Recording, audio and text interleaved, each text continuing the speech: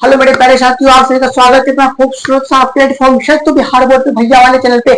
आप सभी के लिए सारांश वाले क्वेश्चन, मतलब कि जो कि चैप्टर के अंदर से जो 5 नंबर के क्वेश्चन पूछे जाते हैं वो सभी की सभी क्वेश्चन के आज मैं खुलासा करने वाला हूं कि किस किस चैप्टर से 5 नंबर वाले क्वेश्चन पूछने वाले हैं 2026 के एग्जाम में। तो भैया इस सब चैप्टर को आप स्किप मत करना, क्योंकि इस सभी चैप्टर से भैया 5 नंबर वाले क्वेश्चन आना फिक्स है 2026 के एग्जाम में। मैंने सारा डाटा निकाल चुका हूं, सब डाटा के अकॉर्डिंग मैं इस चैप्टर को लेकर आया हूं। तो भैया इस चैप्टर से 2026 के एग्जाम में 6 का 6 लॉन्ग क्वेश्चन इसी सब चैप्टर से रहने वाले हैं।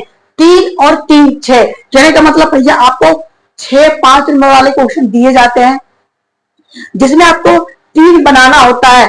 3 आपकी गद से पूछे जाते हैं और 3 पद से पूछे जाते हैं, मतलब दोनों मिला के 6 होते हैं। तो मैं गद और पद दोनों का चैप्टर लेकर आया हूं और इस सब चैप्टर को आप स्किप मत करना।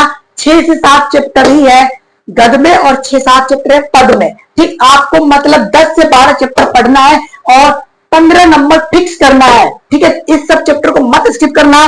भैया सारांश लिखने का तरीका क्या होता है? तो सारांश कहने का मतलब भैया चैप्टर पढ़ लो, ठीक, स्टार्टिंग एक 2 लाइन ध्यान में रख लो, उसके बाद सीधे जो दिमाग में छप रहा है उस चैप्टर से रिलेटेड छाप के आ जाओ। मतलब भैया इसको कितने पेज में लिख के आना होता है?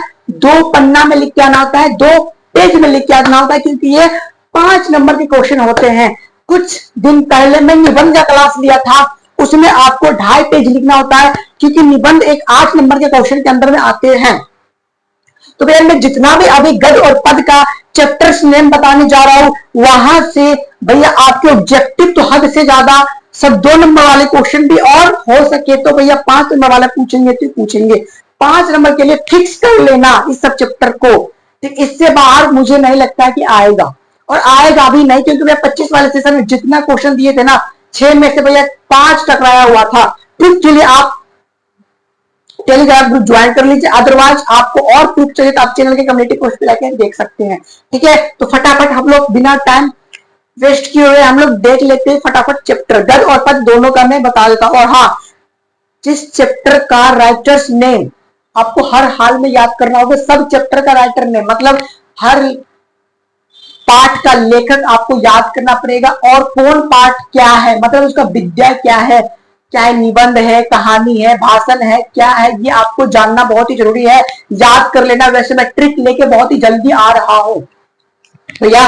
संपूर्ण क्रांति, देखो संपूर्ण क्रांति में आपको क्या होता है, ये क्रांति वाले चैप्टर है। ठीक है, पटना के गांधी मैदान में जाके इसमें थोड़ा बहुत लोचा लचाई हुआ था। ठीक, आप इस चैप्टर को पढ़ लेना अच्छे खासे से, आपको नंबर आ जाएंगे। मैं रोज कहानी, देखो इस चैप्टर में आपके थोड़ा एसपी वगैरह याद करना होता है। इस चैप्टर में एसपी वगैरह आपको याद करना होता है। जयप्रकाश नारायण का क्या है, इनका लेखक का नाम है जयप्रकाश नारायण का। एक क्वेश्चन बहुत ही ज्यादा वायरल हो चुका है कि जयप्रकाश नारायण का बचपन का क्या नाम है, तो बाउल नाम है। आप लोग याद कर लेना, बचपन में जयप्रकाश नारायण को किस नाम से पुकारते थे? बाउल के नाम से पुकारते थे। ठीक है भैया, आप जयप्रकाश नारायण से रिलेटेड कुछ पॉइंट याद कर लेना, क्योंकि डायरेक्ट आपके राइटर्स नेम से भी क्वेश्चन डायरेक्ट आपके एग्जाम में आते थे। देखो रोज कहानी की अगर मैं बात करूं, गेज दी के द्वारा ये लिखा गया है। ठीक, वह रोज क्या है, सबसे पहले कहानी है, इसके अंदर भी कौन कौन पात्र है? वह 3 पात्र जो कि बहुत ही ज्यादा मायने रखता है, मालती, मालती के पति और मालती के बच्चे। बस इसी तीनों चारों पे क्या है, ये पूरा चैप्टर ही खत्म है भैया। मालती, इस चैप्टर से 3 ऐसे ऑब्जेक्टिव है जो हर साल पूछे जाते हैं। मालती के पति के क्या नाम है भैया? महेश्वर नाम है। उसके बाद मालती के पति क्या थे? डॉक्टर थे। उसके बाद मालती के बच्चे का क्या नाम है? तो भैया टीटी है। तो ये 3 ऑब्जेक्टिव जो है इस चैप्टर का वायरल ऑब्जेक्टिव है, जो कि 1-2 साल बीच करके पूछते हैं भैया। को क्या क्या पूछते हैं? मालती के पति का क्या नाम है? महेश्वर। मालती का पति क्या है? डॉक्टर। मालती का बच्चे का क्या नाम है? टीटी। टीटी किसके बच्चे का नाम है? देखो बिहार बोर्ड में क्वेश्चन इजी पूछे जाते हैं, पर क्या होता है, क्वेश्चन को घुमा दिया जाता है, जिससे क्या होता है, बच्चे कंफ्यूज हो जाते हैं और गलत आंसर करके आ जाते हैं। औषधा नीरा, ठीक है। उसके बाद प्रगीत और समाज। उसके बाद आपके त्रिच, एक मजेदार चैप्टर है, ठीक है, जिसमें उसको क्या होता है, त्रिच काट लेता है। ठीक है, आप इस चैप्टर को पढ़ना, सच बता रहा हूं बहुत ही मजा आने वाला है, इस चैप्टर को कभी मत स्किप करना। और एक लास्ट का आपका चैप्टर है शिक्षा। शिक्षा आपके नॉलेज के लिए बहुत ही बेनिफिट है, इस चैप्टर को आप पढ़ना, आपको थोड़ा बहुत शिक्षा के बारे में आपको बेनिफिट मिलेगा। और हाँ, शिक्षा के लिए मैं निबंध वाले सेशन में भी मैं शिक्षा को गेस कर रखा हूं, तो इस चैप्टर को आप अच्छे तरीके से पढ़ लेना। 3-4 लाइन निबंध में इस चैप्टर से भी आप लिख सकते हो, आपका नंबर कटने वाले में से नहीं है। हम लोग अब दूसरे वाले पार्ट की ओर चलते हैं, करबग। ठीक है, मलिक मोहम्मद जायसी के द्वारा लिखा गया है। ठीक है, सूरदास के पद 2025 में तुलसीदास के पद पूछ रखे थे, 26 में सूरदास के पद पूछेंगे, कंफर्म कर लेना, याद रख लेना।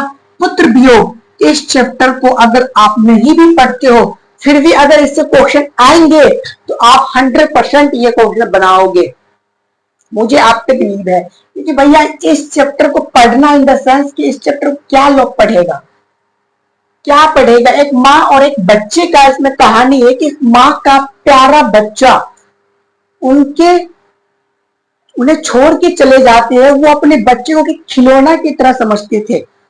ठीक, माँ अपने पुत्र को खिलौना समान समझते थे। ठीक, तो आप इस चैप्टर को देख लेना। अधिनायक रघुवीर सहाय, ठीक है भैया, अधिनायक वाला चैप्टर पढ़ लेना। और गांव का घर अशोक वाजपेयी के जो द्वारा लिखा गया है, सॉरी हार जी, हाँ, गांव का घर आप अच्छे से पढ़ लेना। इस सब चैप्टर को क्या करना है, वन शॉट देख लो या फुल लेक्चर देख लो, आपको इस सब चैप्टर को क्या करना है, अच्छे तरीके से वन शॉट के थ्रू या लेक्चर के थ्रू देख लो। अगर आप इस वीडियो के एग्जाम के लास्ट टाइम में देख रहे हो तो आपके लिए बेनिफिट यही है कि आप इस सभी का वन शॉट देख लो।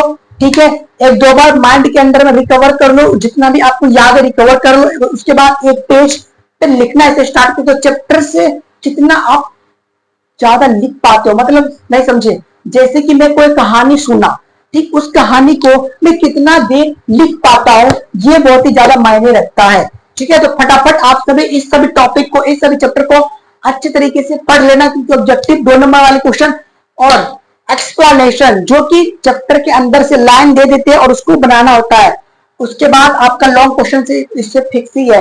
ठीक है, इस सब चैप्टर को अच्छी तरीके से पढ़ लेना, डोंट मिस, इस वीडियो को डोंट मिस करना, और जितनी से ज्यादा शेयर हो सके कर लेना। ठीक है, क्योंकि भैया बहुत ही महत्वपूर्ण सारांश वाले चैप्टर में बताया हूं। ठीक है, okay, bye bye, take care and love you.